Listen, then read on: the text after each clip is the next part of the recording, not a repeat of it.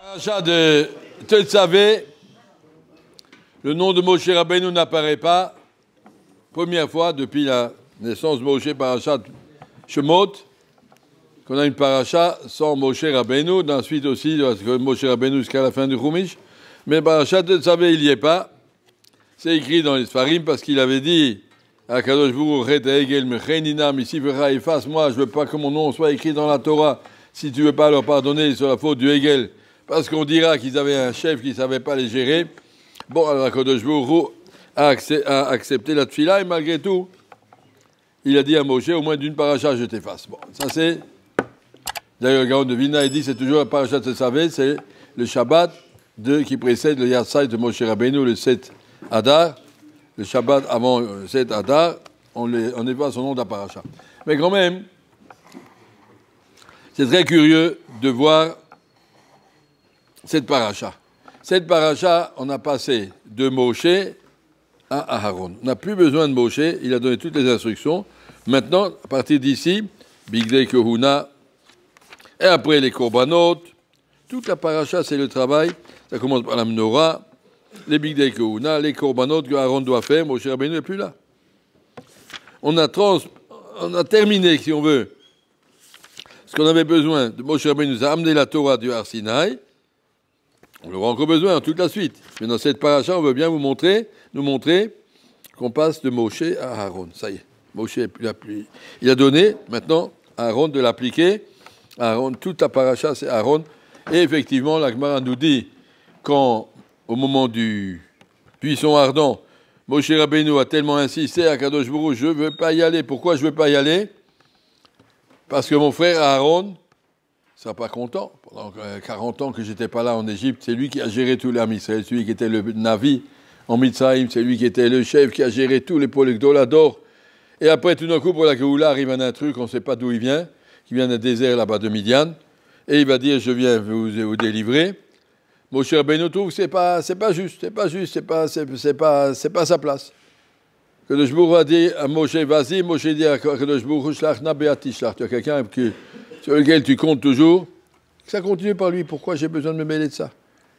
Aaron est capable de faire la solidarité. Kadosh Baruch Hu a dit non. Bon, finalement, Kadosh Baruch Hu a dit, emmène-le avec toi. Aaron achira yeneviecha. Mais il y a marqué, vayicha rafashem be Moshe. Kadosh Baruch Hu s'est fâché sur Moshe. Et la Gemara nous dit, il s'est fâché, mais quelle punition il y a eu de ça? Une des chitotes, c'est de dire que Moshe aurait dû être Cohen, et Aaron aurait dû être Lévi, et maintenant c'est marqué, Vine, Aaron Achicha Lévi, aurait dû être Lévi, et maintenant c'est Aaron qui va devenir Cohen. Moshe a dû céder sa place de Cohen, il n'est pas Cohen, il n'est pas Cohen Gadol, il n'est pas dans la Kohuna, ses enfants ne vont pas servir, ce sont les enfants d'Aaron qui vont continuer. Ça c'était ce que Moshe a obtenu, c'est-à-dire, on regarde bien, Moshe Rabbeinu voulait surtout pas toucher au kavod de Aaron. Kadosh Baruch Hu lui a dit, c'est comme ça, Aaron sera Cohen et toi tu seras le Neviecha.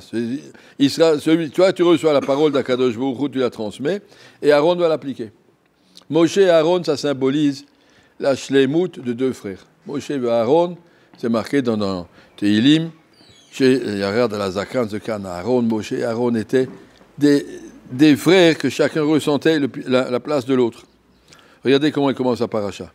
Ve'ata, il n'y a pas le nom de Moshe. Ve'ata, et toi, tu savais d'Bnei Israël, ve'ikru elecha shemen tzaitzach. Et toi, qui c'est toi, Moshe?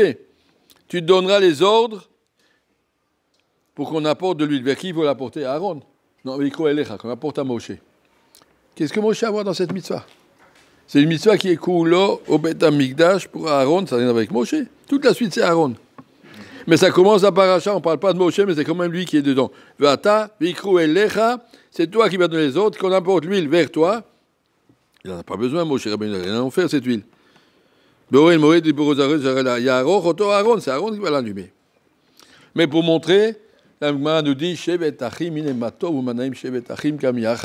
regardez comme c'est beau, deux frères qui savent se comprendre jusqu'au bout. Il y a marqué, Vera'acha ve'samach belibo. Aaron à Cohen n'a eu aucune peida. Son cœur était transparent. Je suis heureux que c'est Moshe qui fait la sortie d'Égypte et pas moi. Le Samar Belibo, que le Jbour l'a vérifié jusqu'au bout de son cœur, en échange de quoi il a reçu dans cette paracha les Urim Betumim, le Choshen, pour dire tu as un cœur pur, pour pouvoir ressentir les problèmes du Ham Israël. Il faut qu'on ait un cœur pur et transparent, aucune negia, aucun. Je n'existe pas. Comme ça, Moshe devant Aaron, devant Moshe, il était Rachav et Samar Belibo. C'est Aaron, c'est Moshe qui doit faire la société d'Égypte aux filles. Et la même chose, Moshe, par rapport à Aaron. La Keuna, c'est pour Aaron, très très bien. Attends, moi, Moshe, je lui donne les ordres, et Aaron va le réaliser. Cette shlemout de la fraternité entre Moshe et Aaron, Aaron et Moshe, ça se complète entre ceux qui enseignent la Torah, ceux qui sont Mchadesh la Torah, ceux qui creusent la Torah, et ceux qui le font appliquer, on va dire, les poskim et les rabbanim, etc. Ce sont deux mondes. Une fois, je me rappelle, il y avait un mariage à Poniovitch, il y a longtemps. Et puis le papa du Khatan a une crise cardiaque sous la choupa, misken, décédé sur place. On continue pas. Bah. Il y avait là-bas Rab Shmuel Rozovski, Rosh Shiva de Poniovitch, qui était Messader Kiddushin. La Sugia, elle est donc tout haute, toute la Sugia là-bas. Shmuel a dit, on continue. Non, on arrête. On arrête le mariage, on a décalé. Mais demandez à Vosner, qui est le posek. On a appelé Rav Vosner a dit on continue. Je crois que c'était comme ça. Shmuel voulait qu'on arrête, et Rav Vosner a dit on continue. Et Shmuel a dit, c'est lui qui décide.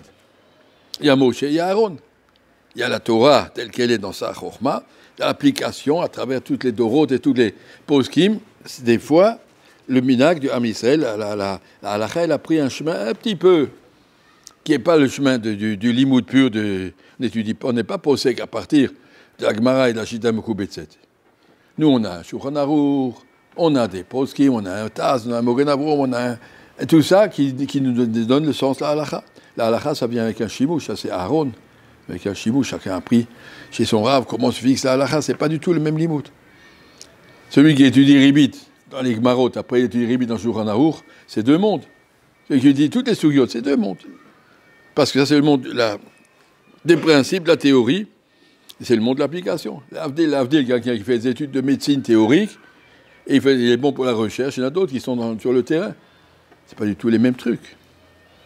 L'Avdil, donc ça vient nous montrer ici, Moshe et Aaron, il n'y avait pas de tension entre eux, une complémentarité complète. Alors, Moshe, il s'efface, à partir de cette paracha, Moshe n'est plus là. Laisse Aaron faire. Mais il est quand même là. Ça vient de ta Torah. Toute la Torah de Aaron, elle doit se référer à Moshe Rabbeinu. Quand il y a quelque chose sur lequel il n'y a pas de halakha vadaï, qu'on remonte à Moshe pour demander, Torah Tzivalanu Moshe, mais quand il y a une anaga qui existe dans le Ham Israël, on passe par Aaron. Aaron, c'est celui qui était, dit le Netziv, celui qui était le responsable du psak halakha dans le Ham Israël, c'est Aaron.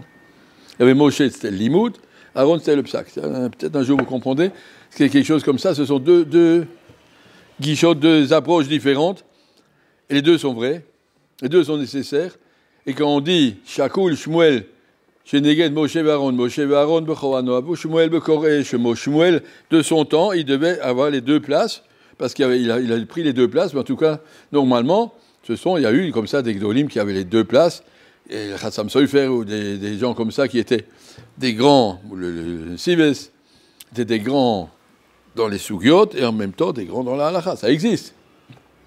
Mais en tout cas, au niveau de la shlemout de Moshe et de la shlemout de Aaron, ce sont deux choses parallèles qui se tiennent l'un l'autre. Ve'ata, tu savais, ça c'est le premier mot, Ve'ata, tu n'es pas là, Moshe Rabbeinu, mais c'est de toi que ça vient. Tout émane de la Torah, mais dans l'application, dans le concret, il faut passer au niveau de Aaron. J'espère que ce que j'ai dit est juste, pas tout à fait écrit dans tous les soirs, c'est un peu dans le Netziv. Si c'est faux, alors j'efface.